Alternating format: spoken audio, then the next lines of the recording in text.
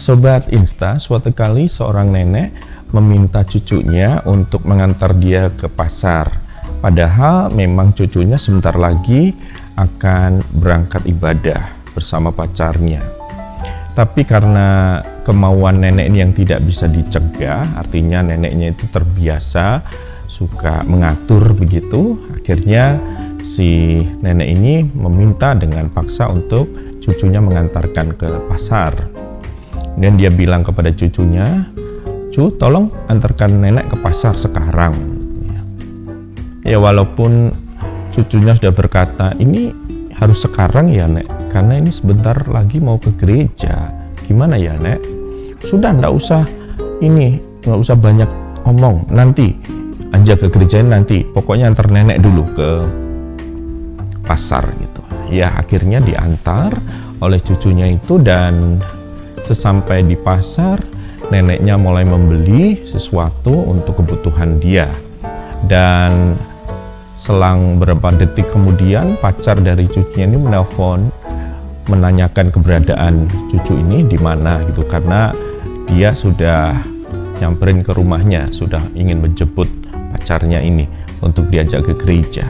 Dan akhirnya cucunya ini kemudian mengajak nenek untuk kembali pulang. Neneknya waktu itu sebentar, ini belum selesai segala macam gitu. Dengan ketus menjawab, nanti dulu. Lalu dengan sabar cucunya itu menunggu. Kemudian setelah selesai, kemudian cucunya ini mengajak pulang neneknya naik sepeda motor tentunya, dan neneknya diboncengkan oleh cucunya ini. Karena memang waktunya sudah mepet untuk beribadah, maka cucunya ini sedikit ngebut. Jadi dia mengendarai motor itu dengan kencang, kecepatan yang cukup kencang gitu, karena takut nanti terlambat ibadah. Nah, ketika motor itu berjalan dengan cepat atau kencang, tiba-tiba terdengar suara plok gitu. Ini membuat bingung si cucu ini, kemudian dia berhenti dan dia dengan sopan bertanya kepada kepada neneknya, "Nek, tadi suara apa ya? Kok kencang sekali? Apa motor ini yang rusak?" gitu. Kemudian neneknya berkata, "Enggak tahu. Sudah, kita cepat pulang. Katanya kamu mau ke gereja. Sudah, cepat kita pulang saja." Lalu cucunya ini memeriksa motornya sebentar, knalpotnya juga tidak rusak, tidak ada apa segala macam.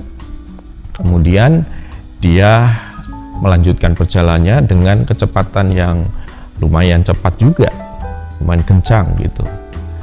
Nah, semakin kencang motor itu berjalan, maka semakin kencang juga, keras juga suara atau bunyi plok begitu.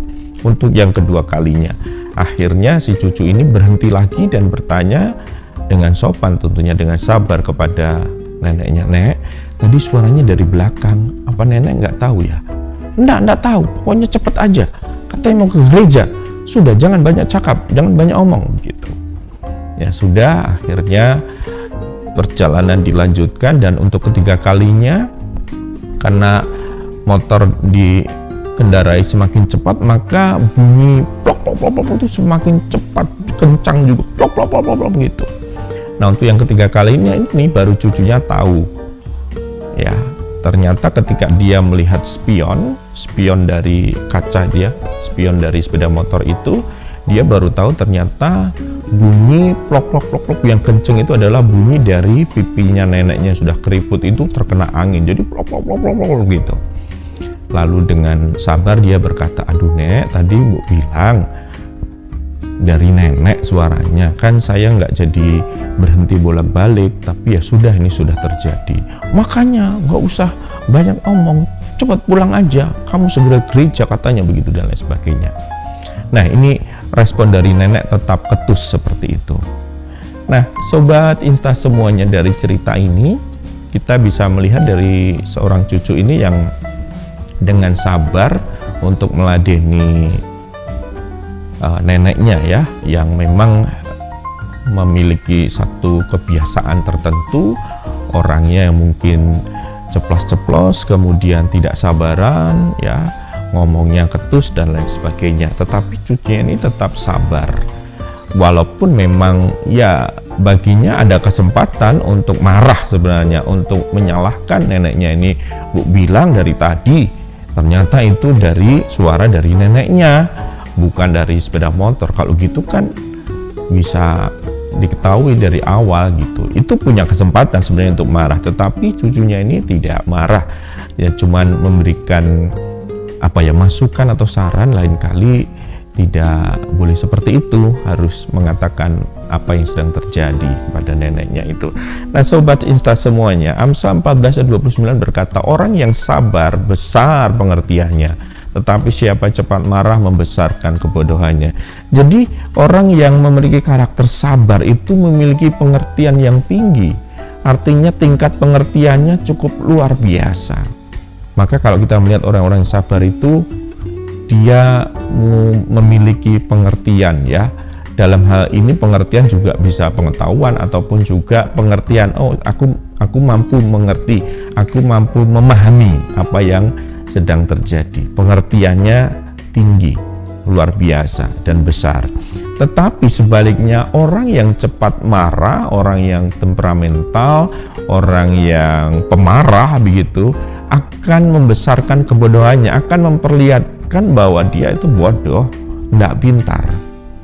Karena kebodohan itu akan terlihat ketika orang itu tidak bisa mengendalikan dirinya, orang itu tidak bisa sabar, orang itu cepat emosi, cepat marah atau temperamen dan lain sebagainya. Dan kemarahan kadang-kadang bisa diwujudkan dalam suara yang kencang, bentak-bentak begitu, ataupun diam itu juga bisa marah, ataupun dengan membanting sesuatu, barang apa segala macam, merusak barang benda tertentu, atau kadang-kadang juga melakukan kekerasan. Itu kemarahan, dan itu ketika orang mudah marah, maka orang lain akan melihat ternyata dia orang yang tidak bisa mengendalikan diri. Berarti itu menunjukkan bahwa dia adalah orang yang bodoh. Karena itu sobat Insta semuanya, mari kita belajar tentang karakter sabar ini. Ingat, orang yang sabar itu besar pengertiannya, dan sebaliknya orang yang cepat marah itu akan terlihat kebodohannya. Karena itu sobat terkasih dan sobat Insta semuanya, hidup sabar kadang terasa pahit, tetapi percayalah semua akan berakhir manis. Kadang kita yang hidup sabar, ya, dengan kesabaran ini kan diuji, sehingga kadang-kadang yang terjadi dalam kita itu menyakitkan, ya, terasa pahit, sikap orang lain dan sebagainya. Tetapi dengan kesabaran yang teruji itu, lihat nanti kesudahannya, kita akan mendapatkan berkat yang luar biasa. Sekali lagi, hidup sabar kadang terasa pahit, tetapi percayalah semua akan berakhir manis. Tuhan memberkati kita semuanya dan tetap sabar. Salam Insta, inspirasi untuk kita.